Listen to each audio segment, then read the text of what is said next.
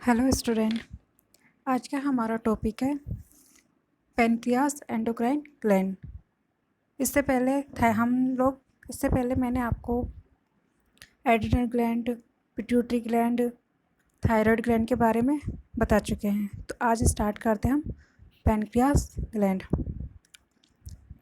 हम जानते हैं कि अगर देखा जाए तो पेनक्रियास ग्लैंड की उपस्थिति हमारे ह्यूमन बॉडी सिस्टम के अंदर एब्डोमिनल पार्ट के जस्ट अबव होती है। यानी इस डायग्राम के अनुसार अगर पता करें तो जो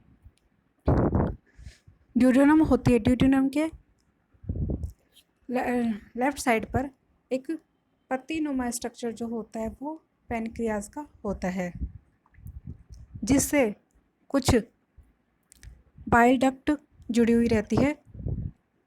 अगर देखा जाए तो ये रही बाइल डक्ट जो पेनक्रियास से जुड़ी हुई रहती है। इस बाइल डक्ट के ज़रिए ही पेनक्रियास के जो हार्मोन्स है वो स्रावित होकर बाकी और अन्य ऑर्गन तक पहुंचते हैं और अपना टारगेट एक्शन स्टार्ट कर देते हैं। अब इसका स्ट्रक्चर आप देखते हैं तो endocrine cells of the pancreas are localized in the islet of Langerhans. जो एंडोक्राइन की जो सेल्स होती है, पेनक्रियास की एंडोक्राइन सेल्स होती है, वह आइसलेट ऑफ लैंगरहैंस में लोकलाइज होती है। It constitute only 2% of mass of the pancreas.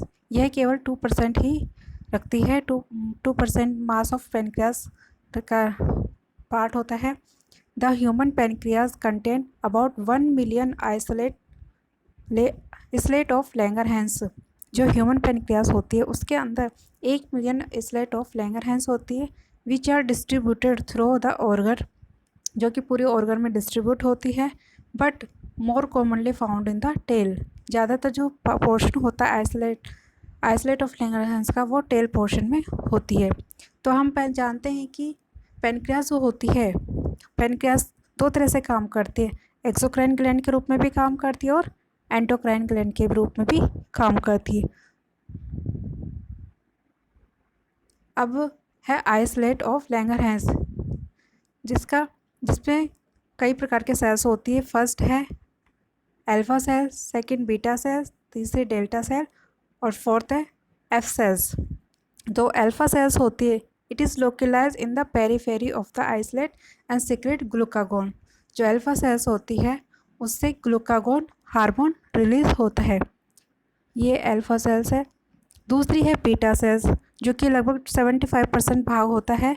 It generally located in the centre में लोकेटेड होती है और यह हार्मोन इंसुलिन सिक्रेट करती है। अगला है डेल्टा हार्मोन, डेल्टा सेल्स, जो लगभग 5% होती है। It located around the periphery and release somatostatin. जो डेल्टा सेल्स होती है वो पेरीफेरी इधर साइड में होती है, पेरीफेरी साइड में होती है, और जो सोमेटोस्टेटिन हार्मोन रिलीज करती है, जो इंसुलिन और ग्लूकागन दोनों के ऊपर इनहिबिटरी, यानी उसको उन दोनों के अपोजिट एक्शन करती है, दोनों हार्मोन के अपोजिट कार्य करती है। और लास्ट है एफ सेल्स, जो लगभग लेस देन 2% होती है। It produce pancreatic polypeptide. अब फर्स्ट है इंसुलिन हार्मोन, जो कि बहुत इंपॉर्टेंट हार्मोन होता है ह्यूमन बॉडी का। Insulin consist of 2 polypeptide chain linked by 2 disulphide bond. जो इंसुलिन होती है वो 2 पॉलीपेप्टाइड चेन की बनी हुई होती है, जिसके अंदर 2 डाइसल्फाइड के बॉन्ड होते हैं। Insulin is released from the beta cells by exocytosis in response to an increase in the blood glucose. Insulin hormone beta cell से तभी सक्रिएट होता है जब ब्लड के अंदर ग्लूकोज का लेवल इंक्रीज हो जाता है, और एक्सोसाइटोसिस मेथड के द्वारा यह रिलीज होता है। Half life of insulin in circulation is just about 5 minutes. जो इंसुलिन की लाइफ साइकिल होती है, लाइफ होती है, वो केवल 5 मिनट की ही होती है। Insulin maintain blood glucose level close to 5 mole per litre under fasting condition. जैसे फास्टिंग कंडीशन होती है, मान लीजिए व्रत वाली कंडीशन होती है, उस दौरान इंसुलिन है वो ब्लड ग्लूकोज का लेवल लगभग 5 मिली मोल पर लीटर तक कंडीशन को रख सकती है।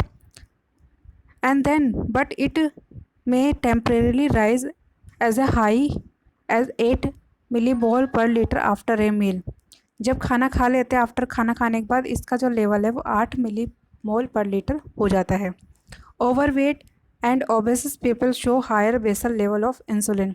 जिनका वज़न ज़्यादा होता है, जो मोटे व्यक्ति होते हैं, उनका बेसल लेवल, इंसुलिन का जो बेसल लेवल होता है वो काफ़ी हाई होता है। अगर अब देखा जाए कि इंसुलिन का क्या कार्य होता है। इंसुलिन तब सीक्रेट होता है जब इंसुलिन का कार्य होता है, यह it decrease blood glucose by facilitating glucose uptake in the muscles and adipose tissue. Insulin होता है यह ब्लड से ग्लूकोज का लेवल, ब्लड के अंदर से ग्लूकोज को मतलब कह सकते हैं निकालती है और मसल्स और एडिपोज टिश्यू में पहुंचा देती है। Brain, liver, kidney, red cells and intestinal mucosa are exception. जबकि ब्रेन, लिवर और किडनी और रेड ब्लड सेल्स में अगर देखा जाए तो वहाँ से ये ब्लड ग्लूकोज का लेवल कम नहीं करती, वहाँ पे इसका कार्य उल्टा होता है। इंसुलिन जो होती है, it increase glycogen synthesis.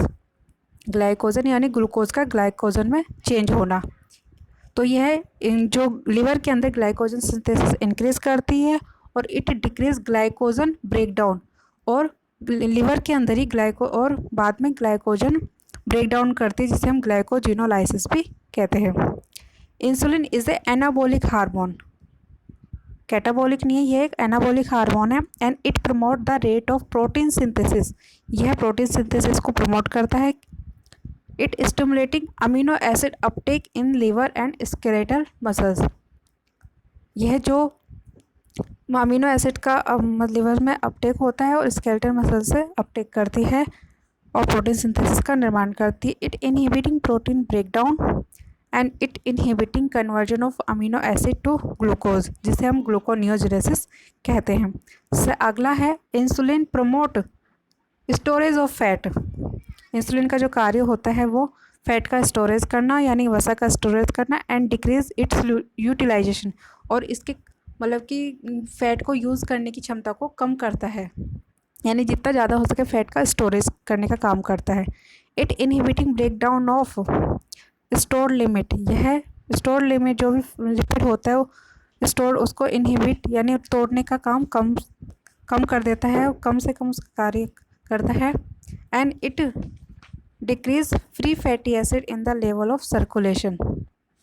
It stimulating fatty acid synthesis from glucose in the liver, liver के अंदर ग्लूकोज से फैटी एसिड सिंथेसिस का कार्य स्टिमुलेट करते हैं।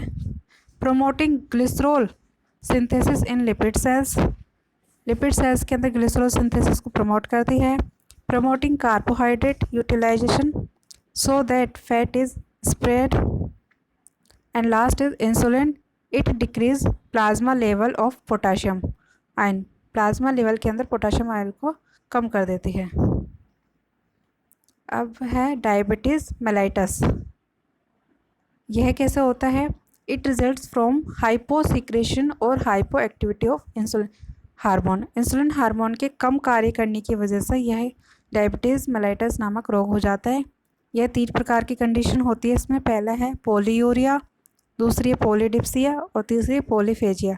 पोलीयूरिया में बहुत मात्रा में यूरिन बॉडी से आउट होता है, पोलीडिप्सिया में बहुत अधिक मात्रा में प्यास लगती है, और पोलीफेजिया में बहुत अधिक मात्रा में भूख और फूड का कंजप्शन होता है।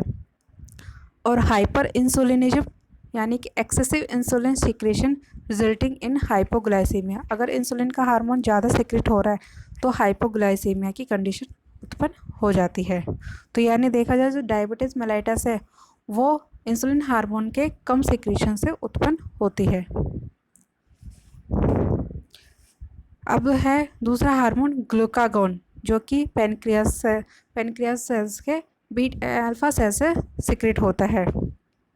Regulation of secretion, glucagon secretion is directly stimulated by, मतलब देखा जाए जो ग्लूकागोन का सिक्रेशन है वो किस बेसिस पे स्टिमुलेट होता है, अगर ब्लड के अंदर ग्लूकोज लेवल कम हो जाता है, या high level of circulating amino acid, या वो ब्लड के अंदर अमीनो एसिड का लेवल ज़्यादा हो जाता है। सोमेटोस्टेटिन है वो जस्ट जो ग्लूकागोन है उसका अपोजिट काम करती है। इट डिक्रीज ग्लूकोज सिक्रेशन का जो सिक्रेशन है वो कम कर देती है। Insulin and secretin decrease glucagon secretion, जो इंसुलिन है और सिक्रेटिन हार्मोन है वो भी ग्लूकागोन सिक्रेशन को कम करती है। सिंपैथेटिक स्टिमुलेशन भी ग्लूकागोन सिक्रेशन को इंक्रीज करती है। वैगल स्टिमुलेशन जो होता है, वैगस नर्व का जो स्टिमुलेशन है, उत्तेजना है, वो ग्लूकागोन हार्मोन के सिक्रेशन को कम करती है। और लास्ट अगर देखा जाए तो फिजिकल स्ट्रेस होता है जब, तो ग्लूकागोन सिक्रेशन इंक्रीज हो जाता है। इस डायग्राम में जो एरो के निशान है, अगर डाउन नीचे की तरफ एरो का निशान है उसका मतलब है कि कम होना, और ऊपर की तरफ जो एरो का निशान है तो मतलब कि वो हार्मोन का इंक्रीज होना यानी बढ़ोतरी होना। अब है action of glucagon. Glucagon affect opposite the insulin, यानी ये जस्ट इंसुलिन के अपोजिट काम करता है। Most pronounced in the liver to safeguard against a hypoglycaemia, यह एक तरह से हाइपोग्लाइसीमिया की कंडीशन में सेफ गार्ड की तरह कार्य करता है, यानी कि यह जस्ट इंसुलिन के अपोजिट कार्य करता है। Glucagon increase blood glucose level by, जो ग्लूकागोन है वो ब्लड के अंदर ग्लूकोज लेवल को इंक्रीज कर देता है। तो कौन कौन से तरीक़ों से ग्लूकोज लेवल इंक्रीज हो सकता है? पहला है glycogenolysis in liver, glucagon increases by the glycogenolysis in the liver. Second, it increases protein breakdown in muscles के अंदर प्रोटीन का ब्रेकडाउन करती है। ग्लूकागोन है decrease protein synthesis in liver, protein का सिंथेसिस लिवर के अंदर कम करती है। Increases formation of glucose from amino acid, amino acid से ग्लूकोज के फॉर्मेशन को इंक्रीज करती है और ग्लिसरॉल बनाती है, जिसकी वजह से ग्लूकोनियोजेनेसिस इंक्रीज हो जाता है और फैट मेटाबोलाइजेशन को इंक्रीज करती है। जबकि हमने इंसुलिन में देखा कि इंसुलिन क्या करता है, वो फैट मेटाबोलिज्म को कम करता है, यानी फैट को स्टोरेज करने का काम करता है, और जो ग्लूकागोन है वो फैट मेटाबोलिज्म को तोड़ने का काम करते हैं। तो दोनों जस्ट एक दूसरे के अपोजिट काम करते हैं। लास्ट हार्मोन है सोमेटोस्टेटिन, जो यह हार्मोन इंसुलिन और ग्लूकागोन दोनों के अपोजिट कार्य करता है, और यह हार्मोन डेल्टा सेल से सिक्रेट होता है। इसकी वजह से ब्लड ग्लूकोज लेवल इंक्रीज हो, यह कब कहाँ पे करता है? यह तब काम करता है हार्मोन जब ब्लड के अंदर ग्लूकोज लेवल इंक्रीज हो जाता है, प्लाज्मा अमीनो एसिड इंक्रीज हो जाते हैं और फैटी एसिड इंक्रीज हो जाते हैं। Somatostatin decrease gastrointestinal function by, जो सोमेटोस्टेटिन हार्मोन होते हैं वो गैस्ट्रोइंटेस्टाइनल फंक्शन को भी डिक्रीज करता है। कैसे? या तो मोटिलिटी को डिक्रीज कर देगा, सेकंड सिक्रेशन कम कर, अपना हार्मोन का सिक्रेशन कम उत्पादन करेगा, और डिक्रीज द एब्जॉर्प्शन, जो भी है एब्जॉर्प्शन को भी डिक्रीज कर देगा। Somatostatin decrease splenic blood flow, and the last is somatostatin decrease release of, दो प्रकार के हार्मोन का रिलीज कम करती है, इंसुलिन का और ग्लूकागोन का, तो ये दोनों के जस्ट अगेंस्ट कार्य करती है।